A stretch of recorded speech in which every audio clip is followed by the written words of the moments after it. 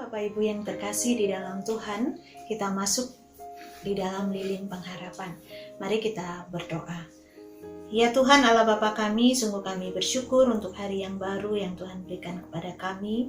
Sebentar kami akan membaca kebenaran firman-Mu, Tuhan yang memampukan kami bukan hanya mengerti, tetapi kami boleh melakukan. Biarlah firman-Mu boleh tertanam kepada setiap kami yang mendengarnya. Apapun yang bukan firman-Mu, biarlah itu boleh lalu begitu saja. Tetapi kebenaran firman Tuhan yang boleh terus bertumbuh di dalam hati kami. Dalam nama Tuhan kami Yesus Kristus kami berdoa. Amin. Bapak Ibu yang terkasih di dalam Tuhan, kita akan membaca bersama-sama dari Mazmur pasal yang ke-46. Kita membaca ayat yang kedua sampai dengan yang keempat. Mazmur 46 ayat yang kedua sampai dengan yang keempat. Demikian bunyi firman Tuhan. Allah itu bagi kita tempat perlindungan dan kekuatan, sebagai penolong dalam kesesakan sangat terbukti. Sebab itu kita tidak akan takut sekalipun bumi berubah, sekalipun gunung-gunung goncang di dalam laut, sekalipun ribut dan berbuih airnya, sekalipun gunung-gunung goyang oleh geloranya. Kemudian saya akan lanjutkan dengan ayat yang ke-11 sampai dengan 12. Ayat yang ke-11 sampai dengan yang ke-12. Diamlah dan ketahuilah bahwa akulah Allah. Aku ditinggikan di antara bangsa-bangsa, ditinggikan di bumi. Tuhan semesta alam menyertai kita. Kota benteng kita, ialah Allah Yakub.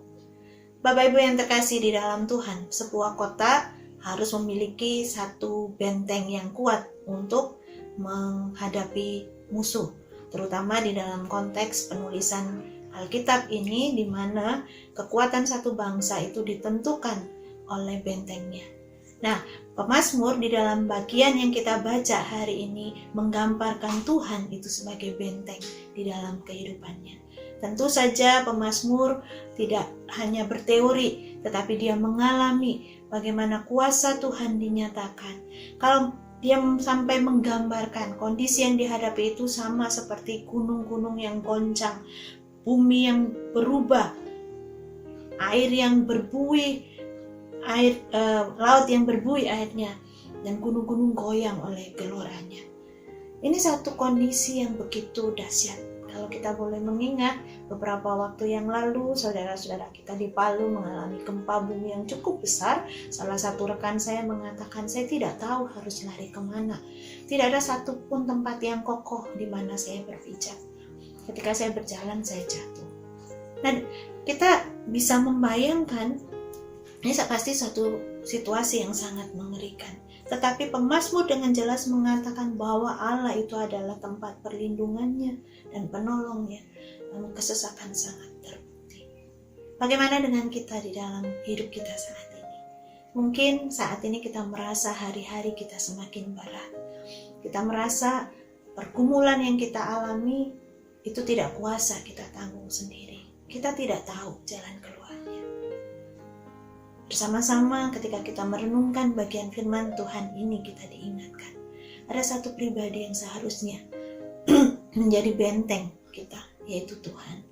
Apakah ketika kita menghadapi masalah, kita sudah datang kepada Dia? Atau justru kita mencari pemecahan sendiri dengan perhitungan manusia, dengan segala kepandaian kita, kita berpikir tanpa Tuhan saya bisa menyelesaikan ini.